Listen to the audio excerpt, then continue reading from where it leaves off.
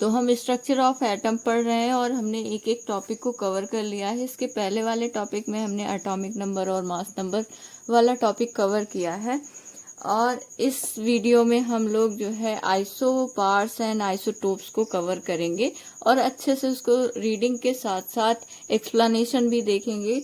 अगर आपको थोड़ी बहुत भी हिंदी में प्रॉब्लम आ रही है तो आप उसको भी इस वीडियो से दूर कर सकते हैं कि आपको कोई प्रॉब्लम नहीं आएगी। चलिए शुरू करते हैं। Isobars and isotopes, the composition of an atom can be represented by using the normal element symbol x. हम एलिमेंट सिंबल जो भी लिखते हैं, हाइड्रोजन, हीलियम, लिथियम, मान लीजिए बहुत सारे एलिमेंट्स हैं, तो हम नॉर्मली जो इसका रिप्रेजेंटेशन करते हैं वो एक्स से करेंगे।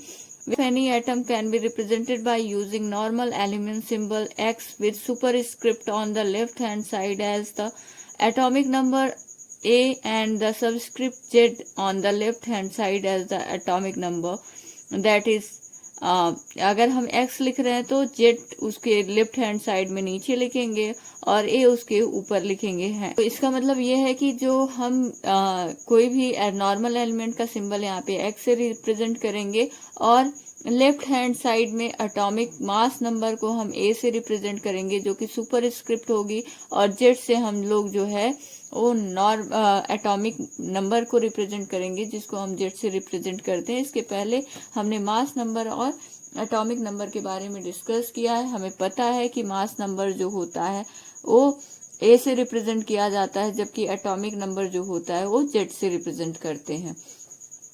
आई होप आपको समझ में आया होगा। नहीं समझ में आया है तो फिर आगे देखते हैं, अभी आगे क्लियर हो जाएगा एग्जाम्पल से।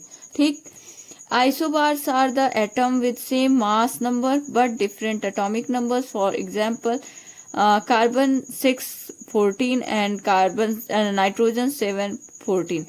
तो अगर हम इसका देखें, आइसोबार का जो आइसोबार एटम्स जो होते हैं आर द एटम जिसका मास नंबर क्या होता है, सेम मास नंबर होता है, ठीक है, और लेकिन इसका एटॉमिक नंबर क्या होता है, डिफरेंट होता है।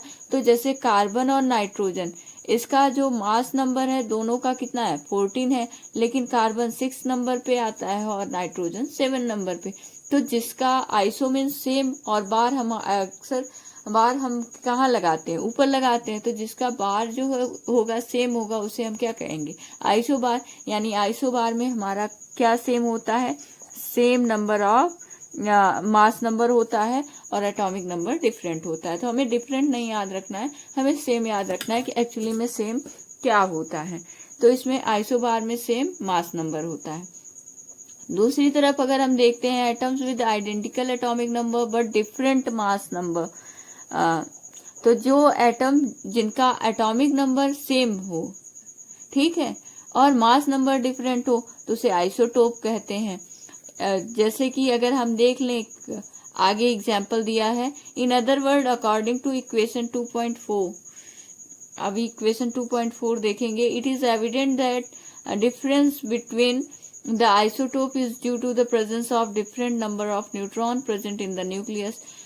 इक्वेशन 2.4 के अकॉर्डिंग ये एविडेंट हो चुका है कि difference between isotopes is due to, isotopes के बीच में जो डिफरेंस होता है वो क्यों होता है, presence of different number of neutron, उनके न्यूट्रॉन की वजह से होता है। न्यूट्रॉन अलग अलग रहेंगे तभी तो आइसोटोप अलग अलग रहेगा, क्योंकि मास नंबर अलग हो जाएगा।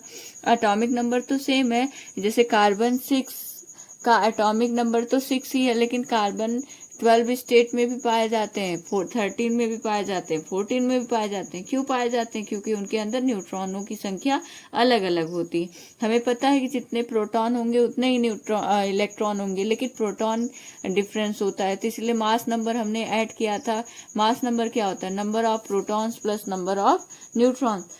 तो यहाँ पे इक्वेशन जो है 2.4 में हमने देखा है कि मास नंबर क्या होता है, mass number of proton Z plus number of neutron N। तो नंबर ऑफ प्रोटॉन और नंबर ऑफ न्यूट्रॉन को ऐड करते हैं तो हमें मास नंबर आता है। तो आइसोटोप क्यों होता है, आइसोटोप की वजह क्या है कि इसमें नंबर ऑफ न्यूट्रॉन्स अलग अलग होते हैं, इसी वजह से आइसोटोप्स फॉर्म होता है। उदाहरण के लिए considering hydrogen atom, again 99.985% of hydrogen contains only 1 proton. जो हाइड्रोजन एटम होता है उसमें 99.9% जो होता है के हाइड्रोजन जो होते हैं वो केवल एक प्रोटॉन रहता है। तो एटॉमिक नंबर भी एक है और मास नंबर भी एक है, और इसमें कोई न्यूट्रॉन नहीं होता, तो मास नंबर अगर प्रोटॉन प्लस न्यूट्रॉन ही होता है तो 1 ही हो जाएगा। Rest of the percentage of hydrogen atom contains 2 other isotopes that the one containing 1 proton and 1 neutron is called deuterium. तो जिसमें मास नंबर 1 होता है उसको प्रोटियम कहते हैं। ड्यूटेरियम में क्या होता है कि जो और बचे हुए हाइड्रोजन के एटम है 99.9% तो हाइड्रोजन के ऐसे एटम होते हैं जिसमें केवल और केवल एक प्रोटॉन होता है, न्यूट्रॉन नहीं होता। लेकिन कुछ रेस्ट जो परसेंटेज बचे हैं हाइड्रोजन के उसमें 1 प्रोटॉन और 1 न्यूट्रॉन होते हैं, इसलिए 1 + 1 2, तो मास नंबर कितना हो जाएगा 2 प्रोटॉन प्लस न्यूट्रॉन, तो इसका ड्यूटेरियम हो गया। यानी यहाँ देखिए एटॉमिक नंबर दोनों का सेम है लेकिन मास नंबर डिफरेंट है, तो जब नीचे वाला सेम रहेगा तो उसे क्या कहेंगे, आइसोटोप्स कहेंगे, और जब ऊपर वाला सेम रहता है तो उसे आइसोबार्स कहते हैं। And other positive 1 proton and 2 neutrons is called tritium. और तीसरे में जो है इसमें 1 प्रोटॉन है और 2 न्यूट्रॉन है, 2 1 3, तो मास नंबर कितना हो गया 3, लेकिन एटॉमिक नंबर क्या है 1 ही रहेगा, ठीक है ना।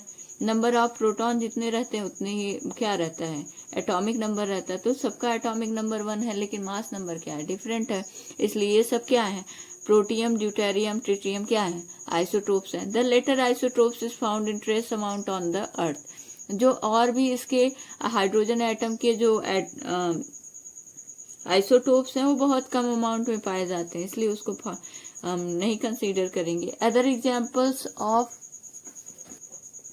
Other examples of commonly occurring isotopes are carbon atom containing 6, 7, 8 neutron. तो कार्बन एटम में प्रोटॉन कितने होते हैं 6 होते हैं, लेकिन अगर किसी में 6 प्रोटॉन है 6 न्यूट्रॉन है तो उसका एटॉमिक नंबर 12 हो जाएगा। 6 प्रोटॉन है लेकिन 7 न्यूट्रॉन है तो एटॉमिक नंबर 13 हो जाएगा, 6 और 7 13। अगर 6 प्रोटॉन है लेकिन 8 न्यूट्रॉन है तो 14 हो जाएगा। तो इसके 3 आइसोटोप्स हैं कार्बन के, कार्बन 12, कार्बन 13, कार्बन 14। इसी तरह से अगर क्लोरीन का देखें तो क्लोरीन में 17 प्रोटॉन होते हैं और एक इसमें क्या हो सकता है 18 न्यूट्रॉन और 20 न्यूट्रॉन हो सकते हैं, तो 18 और 17 35 हो गया, 20 और 70 कितना हो गया 37। तो इसके 2 आइसोटोप्स हमें मिलते हैं 35 और 37। तो हम देखें कि हमने 2 चीज देखा, एक आइसोबार और एक आइसोटोप, जिसका एटॉमिक नंबर हम नीचे लिखते हैं, जिसका एटॉमिक नंबर डिफरेंट हो लेकिन मास नंबर सेम हो उसे आइसोबार कहते हैं, जिसका एटॉमिक नंबर सेम हो और मास नंबर अलग अलग हो उसे आइसोटोप्स कहते हैं। तो आइसोबार में सेम मास नंबर होता है और आइसोटोप में सेम एटॉमिक नंबर होता है। और हमें पता है कि हम एटॉमिक नंबर नीचे एटॉमिक नंबर हम नीचे लिखते हैं जिसे Z से डिनोट करते हैं, और एटॉमिक मास ऊपर लिखते हैं जिसे हम A से डिनोट करते हैं। और सिंबल कोई भी नॉर्मल एटम का जो सिंबल है उसे हम X रिप्रेजेंट करते हैं, X मान लेते हैं नॉर्मल एलिमेंट्स को। Lastly, an important point to mention regarding the isotopes is that chemical property of atom are controlled by the number of electrons, by which are determined by the number of protons in the nucleus. अंत में हम isotopes के बारे में देखेंगे। जो chemical property होती है एटम की वो नंबर ऑफ इलेक्ट्रॉन और नंबर ऑफ प्रोटॉन से डिटरमिन की जाती है, ठीक है। न्यूक्लियस में प्रोटॉन पाया जाता है और न्यूक्लियस के बाहर इलेक्ट्रॉन। तो हम देखते हैं कि एक्चुअली में किसी में कितना नंबर ऑफ प्रोटॉन कितना नंबर ऑफ न्यूट्रॉन है, उसी से आइसोटोप्स की केमिकल प्रॉपर्टी को ध्यान में रखते हैं, उसको देखते हैं। Number of neutrons present in the nucleus have very little effect on the chemical property of element. और जो न्यूट्रॉन्स का नंबर होता है उस पर ज्यादा इफेक्ट नहीं पड़ता, बहुत ही कम इफेक्ट पड़ता है, बहुत कम प्रभाव पड़ता है केमिकल प्रॉपर्टी। इसीलिए जब भी हम all the isotopes of given element show same chemical behaviour, इसीलिए कहा जाता है कि जितने भी आइसोटोप्स हैं उनका केमिकल बिहेवियर क्या होता है, सेम होता है। चाहे हाइड्रोजन हो, चाहे ड्यूटेरियम हो, चाहे ट्रिटियम हो, इनका केमिकल बिहेवियर क्या होगा, सेम होगा। चाहे क्लोरीन 35 हो, चाहे क्लोरीन 37 हो, इसका केमिकल बिहेवियर सेम होगा, क्योंकि हाँ केमिकल बिहेवियर बहुत ही कम इफेक्ट शो करता है, न्यूट्रॉन का नंबर जो है बहुत कम इफेक्ट शो करता है। हम केवल और केवल प्रोटॉन और इलेक्ट्रॉन को डिटरमाइन करते हैं, इसलिए हम उसको नहीं देखते हैं। आई होप आपको समझ में आया होगा। तो problem number 2.1, calculate the number of protons, neutrons and electron in bromine 3580। तो ब्रोमीन का एटॉमिक नंबर दिया है 35। तो हमें पता है कि जितना ही एटॉमिक नंबर होता है उतना ही उसका नंबर ऑफ प्रोटॉन होगा। तो ब्रोमीन में नंबर ऑफ प्रोटॉन कितने हो गए? नंबर ऑफ प्रोटॉन हो गए 35। अब बचा इसका मास नंबर कितना दिया है 80। तो हमें पता है मास नंबर क्या होता है, number of proton plus number of neutron होता है ना। तो हमें मास नंबर दिया है 80, यानी नंबर ऑफ प्रोटॉन भी हमको पता है कितना है 35। तो 80 में से अगर हम 35 को माइनस कर देते हैं तो हमें नंबर ऑफ न्यूट्रॉन पता चल जाएगा। तो कितना आ जाएगा 45। तो यानी ये क्वेश्चन बहुत ही आसान था, बहुत सिंपल था। इसमें हमें number of proton, number of neutrons और नंबर ऑफ इलेक्ट्रॉन निकालना।